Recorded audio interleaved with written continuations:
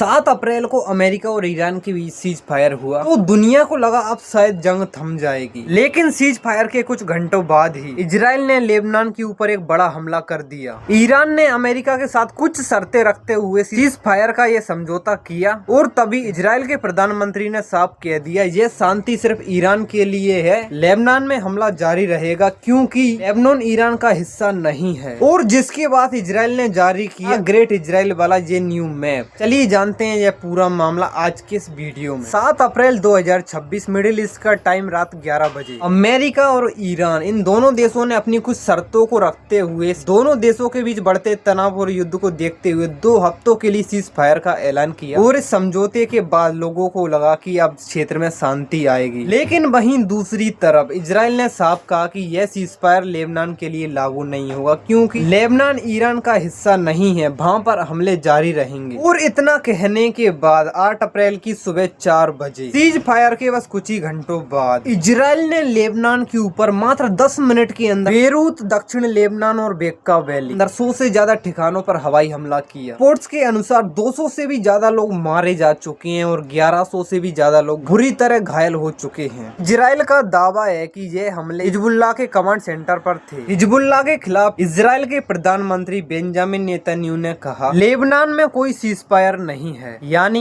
Iran और America युद्ध रुका, लेकिन लेबनान में हिजबुल्लाह के खिलाफ ऑपरेशन जारी रहा। हमले के बाद इजराइल ने अपना एक नया मैप जारी किया। इस नक्शे में दक्षिण लेबनान के कई गांव रेड जोन घोषित हैं। बॉर्डर बेल्ट को डेंजर जोन बताया गया और लोगों से तुरंत खाली करने को कहा गया। वहीं इस चीज को लेकर विशेषज्ञों का मानना है कि ये फ्यूचर बफर जोन स्ट्रेटजी हो सकती है और अगर यही हाल रहा तो लेबनान में ह्यूमैनिटेरियन क्राइसिस बढ़ेगा। में हिजबुल्लाह कोई बड़ा जवाबी हमला कर सकता है और इससे सीज फायर भी टूट सकता है, यानी एक छोटी सी चिंगारी पूरे मिडिल ईस्ट को जला सकती है। वहीं ईरान ने इजराइल के इस हमले को सीज फायर का उल्लंघन बताया और ईरान के विदेश मंत्री अब्बास अरागची ने भी साफ कहा सीज फायर की शर्तें साफ थी, अगर लेबनान में हमला जारी रहा तो यह युद्ध खत्म नहीं माना जाएगा। वहीं ईरान की तरफ से IRGC की चेतावनी है कि अमेरिका या इजराइल ने लेबनान पर तुरंत हमला नहीं रोका तो ईरान जवाब देगा। तो सवाल ये है इजराइल ने ये हमला अपनी सुरक्षा के लिए किया या फिर सीज फायर को कमजोर करने के लिए?